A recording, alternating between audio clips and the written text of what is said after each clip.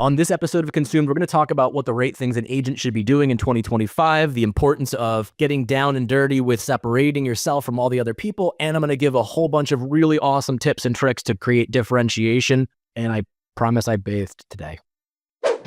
This is Consumed, the podcast for real estate agents who are tired of hearing the same old industry stuff and want to experience something completely different.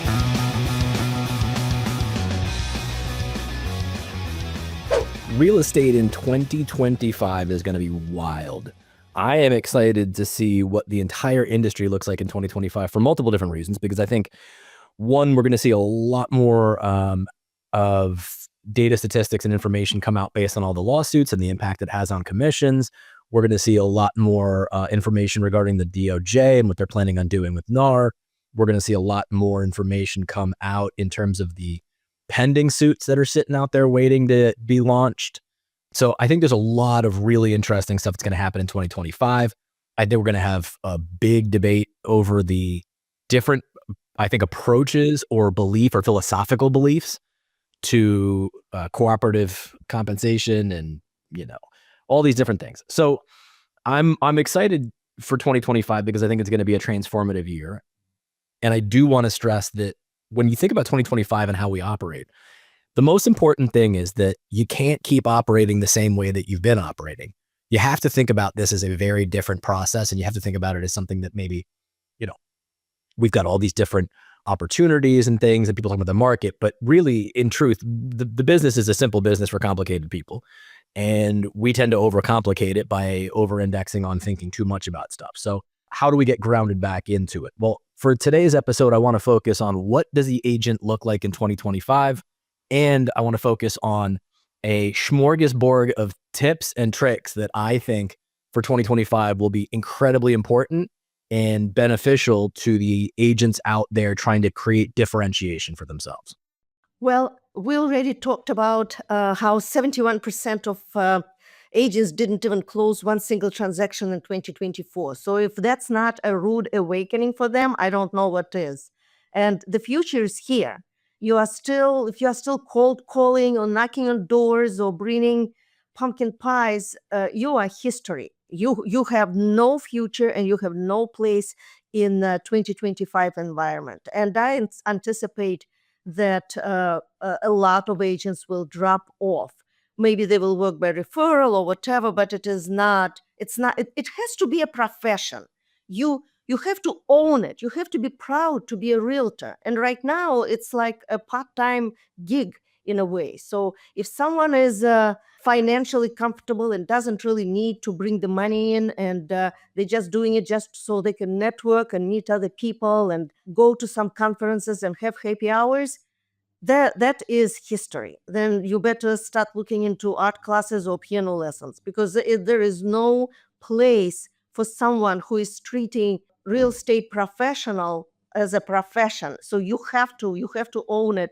And it's basically all about the embracing new directions. You have to bring, as much as I don't like the word value, but you have to bring value and you have to differentiate yourself. So I think number one is get your shit together and start changing the way you've been thinking for the last 30 years. Somebody had a bad day. I actually had a good day. Okay. So you genuinely, in your heart of hearts, you believe that in 2025, you believe that those 71% of agents that sold 0 homes last year, you think a bunch of them are going to go away? They will be forced to, because why? Unless they've never had to go away before. Well, before they were hoping, there was still the old way of doing things. I mean, yes, the MLS book has disappeared, but they were still able to get away with murder, in my opinion, by taking their own photos, by not really treating the consumer with the respect that the consumer deserves. So I believe that 2025 will definitely, maybe not ruin it completely, but definitely start demolishing the old-fashioned realtor who has no respect for their profession. But do you think those people that are taking photographs with their phone don't respect the profession? I don't think so. If someone will come, if I put my house on the market, and if the agent comes in and start taking photos with their cell phone, I will ask them to leave. I will stop the contract right there, because that's why they are hired as a professional, so they can be professional from the beginning to the end. And they have to, they shouldn't, it's not the word should, they must bring the professional approach to everything they do. And it is very important. And when the agent is telling me, oh, I'm not going to spend more than $100 on the house because it is only 900,000. So since when 900,000 is a cheap place to live? So unless they change the attitude and start treating the consumer with respect, they will treat themselves with respect. And yes, I believe maybe not all 71% will go, but a big percentage will leave. And I think another thing that will help for them to wake up and smell the coffee is also fees. So just like right now, NAR is making their money, and so is MLS and everybody else making money by charging here and there some $500, $300, $800 a year, the realtor. Then maybe it, and I do believe that some kind of organization similar to NAR should remain and still be alive, because we need something to glue everyone together. We need the transparency, we need the data, but it has to be on a different level. It has to start, the change has to start from the head. And once those changes happened and they will pick and choose who will be a realtor and who will be a member, I think it will definitely help the environment and the landscape. I couldn't disagree more, because here's why. It's not an agent problem. It's an industry problem. You see, agents are only doing what's been allowed to be done. So I can't fault any agents for taking photos with their phone because that's deemed acceptable. I can't fault any agent for getting a real estate license, paying some dues, and doing nothing because that's been acceptable. So for me, I don't hold any blame or fault to the agent community on the whole. I hold blame and fault for the people that are supposed to be elevating the profession to something legitimate and serious, because they've put their own financial gain way ahead of what is in the best interest of the industry.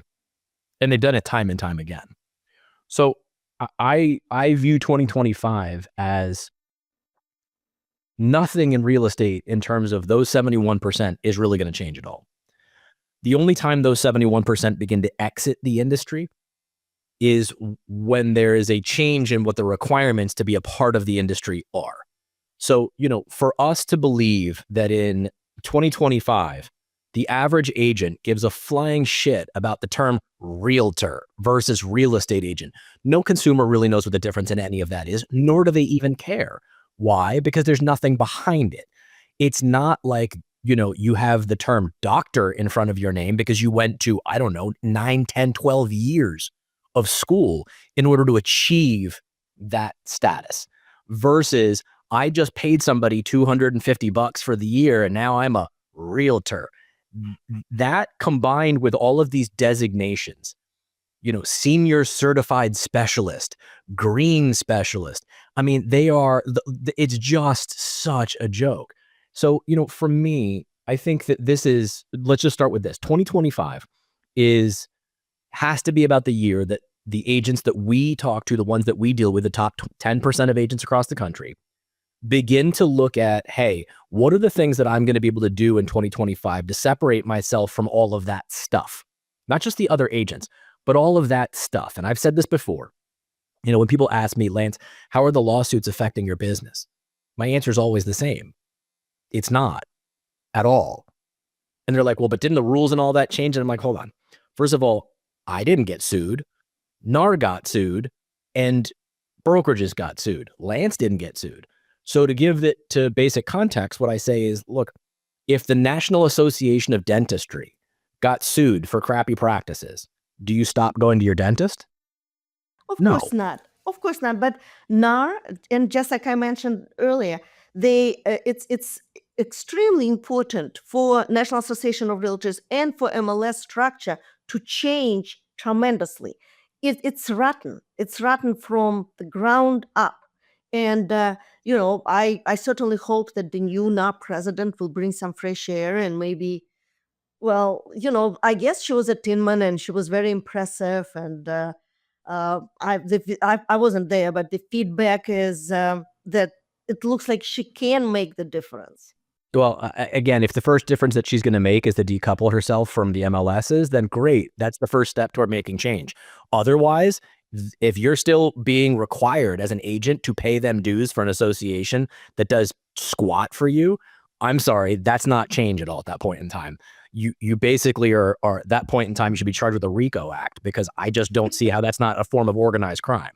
But for me, again, let's talk about on the positive side, what is and what does an agent in 2025 do? Okay, so first of all, for me, the biggest single thing an agent in 2025, the first thing they need to be doing is they have to be looking at their business as a business and not operating any longer in this structure of I'm busy helping clients. The worst word I ever hear in 2025, the worst word is I'm busy, because what I'm busy means is I'm doing nothing for the health and benefit of my own business. I'm just scrambling around dealing with client stuff. And that's not operating a business. There is no structure to the business. There is no form to the business. There's nothing there other than you're just being reactive to whatever the client needs are and whatever is currently going on at that point in time. So the first thing I say in 2025 is, if you are using the word busy, oh, I'm very busy right now, that actually is detrimental, and it's the first red flag to your business isn't running properly. That doesn't mean that you don't have a lot of stuff going on, but we all know what the term busy means. So that's the first thing that I want to just touch on.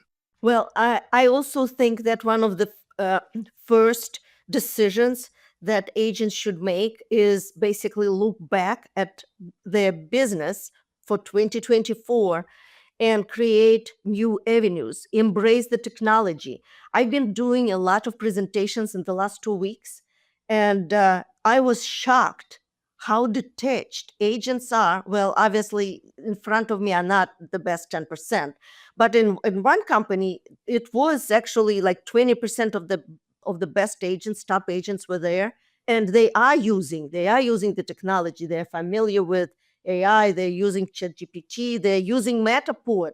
They are familiar with certain products and directions that they should be doing. But then the rest 80% of the office had no clue. They didn't know how to. They didn't understand even why they need new technology. They just didn't get it. Like, why everything is just fine. I'm just fine, just the way I was for the last 20 years. And that's what killed me really, is how they are just not sobering up, and they're not facing the reality. So the technology, I think, is one of the very first approaches that they should be taking. So the second thing that I will throw out as a major change for 2025 is to look at how you operate within your business and use something as a marker. And that marker should be, if it's traditional to the business, you should stop doing it. And what do I mean by that? Mailers are traditional to the business. Now, I'm not saying you should stop all mailers. That's brand recognition. But what the mailer looks like, what you've done, how you're engaging in that should be dramatically different than what it currently is. Secondarily, if you have, as I like to say, if you're doing your touches, did you do your touches? I got to do my touches. Stop touching people. It's not okay. We don't need to be doing that anymore. I know there's no HR in our world, but like, let's pretend there is. It's gross. Stop it. You don't need to be engaging with people anymore in this, want to know what your home is worth? Want to know what your home is worth? I'm still in real estate. I'm still in real estate. Like, that's the crap that has to stop, because that's the same thing that everyone else is doing. So when you look at your business model on the whole, is the thing that I'm doing traditional to the business? And if the answer is yes, that's the first marker, or the second red flag, I will say, of something that you need to pivot away from to do something different. So I'm going to give one example of what that looks like. I've got a fantastic client who does a lot of work for animal rescue, a lot of work for a local shelter. Super cool. But what's really interesting is she decided that for the end of 2024, what she began to do was all of her mailers, rather than my open house, my just sold, my new listing, blah, blah, blah, blah. she started putting out an adoptable pet of the month and began to associate the fact that her mantra is that she wants to find homes for everyone. And it was a great way of, again, bringing attention to a charitable organization, identifying a good cause for something. And when somebody got that mailer, the amount of attention she was getting off of that was tremendous brand recognition versus another agent with some crap in my mailbox. So again, it's important to understand if it's traditional, you probably should be pivoting away from it. You just mentioned the dog shelter, and it came to mind. I also have an agent, and she lives in the community. It's a very tight community, and there is a dog. There is like a whole dog playground there, and she provides with all her information those little green dog poop bags. So when someone runs out of those bags, they memorized her phone number. They call her to let her know that the bags are gone. But as a result, she has 90% of the listings in that community because people remember her. They remember her phone number. They remember her, and everyone has a dog there. I mean, that is the neighborhood of everyone should have a puppy. And she's very successful because she's out of the box. So when I ask her, is it pay off for you to constantly think about ordering more bags? And she said, yeah, first of all, it's the community and we have respect for each other. And second of all, yeah, I have all the listings. Everyone knows my phone number. And that's just a very similar story to yours, and it just came to my mind. Yes, to be out of the box, to be different, but to be useful and helpful, and also differentiate yourself from the rest of the crowd, because there are plenty real estate agents in that neighborhood, but she's the one who is shining. Right. So let's go to the third thing I think in 2025 that is going to be incredibly, I'm going to not use the term important. I'm going to use the word urgent. Okay. Third thing that is most urgent in 2025 is the typical way that we engage with people when it comes to doing listing presentations has to change. Because this is, I think, one of the biggest misses. We get into these arguments with people. And again, I don't mean literal arguments, but they're more emotional arguments when it comes to pricing, when it comes to timelines and things like that. Why? Because agents constantly feel this sense of pressure that they need to be the expert in something. So when they go into somebody's home and they sit down to talk about potentially listing the house, there's this sense of anxiety that comes up because we're going into it trying to think that I need to win something.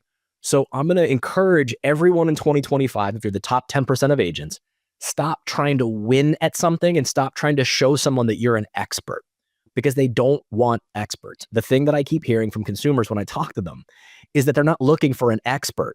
They're looking for a partner in a process. That's what they want. So your listing presentation probably needs to be thrown away. Why? Nobody cares. Truthfully, you're handing them a booklet of stuff that's the same tired bullshit that everyone else is handing them. My brokerage does this. My marketing is that. It's, here's 5 testimonials that, by the way, could be completely made up and no one knows if they're true or not. It's like all of this stuff that we're going to be doing. We have this reach, and our website for Sotheby's got this impression number. Like, people love the amount of impressions that we get. Stop it. Okay. Your goal should be to develop an understanding of what that partnership looks like. So here's what I would encourage. Stop talking about intangible things that aren't real and begin to talk about things that are very, very measurable. Show someone what a timeline looks like for a listing. Show them for each marker on that timeline all of the steps behind the scenes that you're going to be doing as part of that, so they understand with that timeline, there's a plan in place. There's a process involved in this, and that you as a partner to them, when we hit stage 1, here are the things that I'm working on. Here are the things I need you to do too, right? We forget that we have things we need them to do to participate to make us successful as well. I can't photograph a property if you're not ready for it by getting all of your crap out of these areas and all this other stuff. But come in advance prepared for that. Create a checklist of all of the things that need to be done for the property inside and out. And I mean, these are things I have. I can show examples of them, but have that checklist. Show them, hey, Soon as you sign the listing, what's the next marker? Well, we're going to go to a private off market process. The next marker is you're going to get these things done and I'm going to provide you that checklist. The next marker, I'm going to have photography done. I'm going to be present for that. Here's what's going to happen. The next marker, we're going to have a Matterport 3D tour done. The next marker. And we need to be able to show the full run of show on that so that someone has a process and a plan to work through. So 2025, if you're not showing somebody what the process and the plan is, and I don't mean like, I know the listing presentations have like steps 1 through 10. I don't mean that. I mean like a legitimate, detailed plan. That is a major component that is missing, that needs to be done for differentiation between you and anybody else. Because simply talking about the glory of my marketing doesn't fly anymore. You have to show them what's real and what matters. But I also believe that it is important to have the background to say, okay, I've been in business for 10 years and I am able to adjust and adapt to everything that's happening in our industry. And that is what is important today. And that's what, so you're building the trust, but you also back it up with the statistics and with your record that already took place. So it's not like you are only looking to the future. This is the proven process that has been adjusted, adapted, and accepted, and brings results. I think that is very important to show the results from your previous experiences. Yes, but that's a leave behind. That's literally something that I could print up in my little happy booklet brochure thing, and I can leave that with them and say, here's all the awesomeness of stuff I've done in the past. You don't need to actually review that, and here's why. I love when people talk about the idea when you ask them, like, well, what is a real estate professional? A real estate professional is a trusted advisor who helps you. No one says that. Nobody says that. If I go in the street and grab anybody and say, oh, what's a real estate agent to you? No one's going to go, well, my real estate agent is a trusted advisor that helps me with one of the largest transactions. Said nobody ever. And why? Because here's the thing. If I have to tell you that I'm trusted, I'm not. So for me, Lucy, if I come and show you I sold this and I'm number one in this and I did this, guess what that tells me? One, you're either giantly narcissistic and egocentric, or two, you don't really have a lot else to demonstrate to me of your quote unquote value besides all of this previous stuff that you've done. And by the way, fun fact, do you know who the largest supplier of jewelry or seller of jewelry in the world is? No, I don't know. Walmart. Oh, Most people would think Tiffany's, but it's Walmart. And so simply because, and people say this to me all the time, well, Betsy Johnson down the street, she sells the most in this area. And I'm like, okay, well, Walmart sells the most jewelry. So simply because somebody sells the most doesn't mean it's the best. If I have a precious gem, I'm going to Tiffany's. I'm not going to Walmart for that. So again, simply because it's the most of something doesn't mean it's right for you, doesn't mean that it's the best, doesn't mean that it's the good thing. It simply just means, great, they know how to usually take something grotesquely overpriced because they don't care, shove it on the market because their sign out front gives them street cred, and they'll just bleed it down until it's going to sell anyway. So for me, that's not a major thing that I look at. What I will always say is when someone says to me, oh, well, that person has a great history, I will say, did they show you their list to sell ratio? and that comes with the statistics. So if I'm consistent in what I do, and I always go through with my plan, if I promised something, I deliver it. And if I promise professional photography or drone or whatever it is, I deliver everything I had promised, and it brought results. And the house was sold in a short period of time for asking or over asking price. But I was truly involved and completed everything that I guaranteed. Then that is valuable. In my opinion, it brings the difference to the table for someone who talks to me. It's not like I have proof, not just because I have a flyer from 3 years ago of that listing that I supposedly sold for asking price. No, you have the record, and you have the record of 100% listings that I took last year. 80% I sell and list by myself. So something like that, I think, is very important, and I do think that it's valuable for my presentation and for my relationship to build the trust with my new consumer, with my new seller, for example. Wait. What is it that you're saying that you did that guaranteed that the home sold?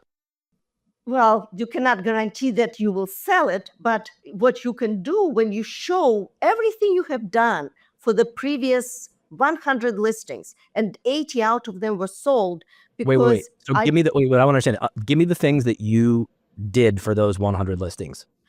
So as an example, I do the right Hmm? marketing. What does that Open mean? houses are being I'm begin agreeing with you that open houses are being there more and What more, and it's you said the right unfortunate. marketing. Hold on, I want to go one by one. You said doing the right marketing. Tell me what the right marketing is. So the right marketing, first of all, to make sure that I have everything done professionally, including Okay. photography, So you metaphor, hired a drones, or professional. whatever. Yeah, you hire a professional company to produce it. You don't run around with your cell phone. Then you put it on all portals that will bring results or that will bring return on investment, including social media, because social media. It's not just listed. It's also maybe a story about the house, or maybe a story about the dog who lives in the house, or maybe a story about the neighborhood. But you do the right social media, and I think social media, I'm going to stand by that, is very important. That you are preparing the house correctly, like maybe you do the inspection ahead of time, or or you're trying to find out what's wrong with the property, so in case if it does come to the closing, nothing is going to fall apart because you are aware of all the issues. So things like that. Right. But you just named something every agent can do. But every agent doesn't do. No. Hold on. I want to be clear. We're talking to the top 10% of agents. None of those agents are running around taking pictures with their iPhone. Let's be honest. That's not who's doing this. Right now, if you and I are going head to head in a listing presentation, they say, well, Lucy said she will have professional photography done. Yeah, I have that too. She said that she will have it marketed on all the channels. I have that too. She said she has social media. I have that too. Right now, there's no differentiation between you and I because I can do all those same things. But we can do it differently. So, for example, take social media, for example. I think it's challenging to do the right social media and to put everything together as a strategy on social media and follow up, and also have the right database. For I know that not, but we're talking about 10%. 10% will have the database, and advise everybody that you have a new listing coming up, or this listing is already here, with marketing strategy like with Metaport. It's in front of the whole world, and you are thinking of ways to promote it globally, not just locally. And that is a new direction to do it more globally, since the market is becoming more global. So just to be clear, and I'm pressing this because this is a great segue to number 4 that I was going to talk about. Okay. Everything you just said, I do. Everything you just said, most of the top 10% of agents do. They do. I have a whole social media team that does social media. I don't deal with any of that stuff, right? What I'm asking is, what is it that you are doing that others aren't? What are the points of differentiation that exist? I communicate. Not everybody communicate constantly. You can say that agents, a lot of complaints come from consumer because the communication is not there, because the agent is not updating. Again, I can refer to my presentations where someone was saying that they did all the marketing, they did all the photography, they had no phone calls for 10 days, and they didn't know what to tell to their seller. And when someone asked, well, did you call the seller and at least try to explain what you are doing? He said, no, because I'm embarrassed. No one is calling me. So communication is a must. Okay. So you just said to that person, that seller, that you're going to focus and be great at communication. Is that correct? Yes. Okay.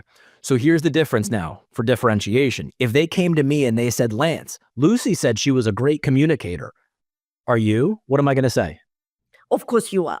Well, of course I am, right? There's no differentiation there. What I will say, though, is, well, not only is Lucy correct, but here's what I will tell you.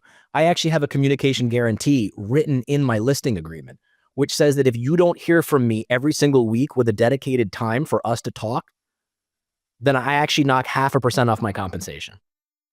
Do you do that, Lucy? I can definitely say, of course I will. Okay, great. And how do you guarantee that? Because let's be clear, you are not touching that with a 10-foot pole, because most agents would never want to screw up and make the mistake that they missed that call. And all of a sudden that person's going to come back and want 0.5% off the listing. Those are the things that stop people in their tracks. So here's number 4. You ready? Mhm. We talked about, again, getting away from traditional things. You have to take the things that you just talked about and you have to put them directly into a language or a process or a function that helps somebody understand I go beyond what is normal here, right? It doesn't mean that I'm like de-pooping people's lawns and making beds and all that stuff. That's not what I'm talking about. But it's a great example that you just gave of, it's easy to say, I'm a great communicator. Anybody can say that. But can they say, you know what? I'm so confident in the fact that this is an integral part of my business model. It's written into my listing agreement. It's written into my buyer agreement that if you don't have a set time for us to communicate every single week, and you're not hearing from me every single week at that particular time or during the course of the week, I will knock 0.5% off my compensation. That's how clear and sure I am that it's an integral part of my business. I never heard of anyone doing that, but I will question it now when I meet with agents. Do they Yes. put? Are they willing to put something in contract that they will knock off 0.5% if they're not delivering something that they promised? Of course. Well, and again, none of them are actually going to go ahead and do that. Why? Because of the fact that they're too busy. Remember, go back to number 1 to bring us full circle. Busy is the magic word because they're too scrambly all over the place. So these things that I have set up, and the importance of this allows us, Lucy, to create structure, to show to somebody if what you believe an agent is broken. And these are the points, like poor communication, improper use of marketing or photography or whatever that is. It's not enough for me to say, oh, I have that. Oh, yes, I have professional photography. How do I go one step beyond that? Right? How do I go one step beyond what is the generic expectation of somebody? So I'll give you a couple of easy ones, right? Helping people understand what matters in a certain situation and demonstrating to them that there's certain things that I can do that others don't do. I know, statistically speaking, that when you put smart home improvements into a home, people's perception of the value of a home increases on average 4 to 6%, particularly if the buyer pool is 45 and under. So it's a real simple thing. For most of my properties, I will go in and put some Nest thermostats, a Ring doorbell, things that come with the house. And when I advertise the listing and I put my listing description out there, I say all the smart home features come with the home because it's a perception of increased value in something. Now, some people say to me, well, Lance, that gets expensive, doesn't it? Well, sure. But my fee is not 2.5%, right? Because then when someone says, Lance, we don't need any of that, but we'd like you to do it for 2.5%, I have a place to work backwards and come down from. But the goal here, Lucy, is as we move into 2025, the best agents out there need to find nuance in their business. They need to find the things that when you sit at a listing table with somebody and you say, I do this, and I do this, that when another agent walks in the door and they say, hey, Lucy, we were just talking to Lance and he actually has a communication guarantee written in his contract. Do you have that? That reaction from that agent is, huh? Because they'd never even heard of that before. And they're like, hell no, sure, I could put that in. And then they're running to their sales manager going, what the hell? How do I do this? Right? You want to create that level of panic in somebody else, because that is what demonstrates to a consumer, hands down, every single time. I've been doing this for a long time. I know what I'm doing. I don't need to dazzle you with my previous statistics and all of this. I know pain points here. I know what's going to suck in this. My job is to de-stress this process, to be a partner with you, to be a Sherpa, and to identify how do I de-stress this process for you on the whole. So the best people in 2025, the best agents, are going to be focused on those 4 key areas that we just talked about. And I believe that the 2025 agent has to be committed as a profession. They have to respect what they do. I think that is very important. And as we spoke about it before, there is no urgency to be professional realtor. There is no urgency, and it has to be born. And in 2025, things have to change all the way around in the industry, from NAR to MLS to brokerages and to everything that's happening with everyday life with a realtor.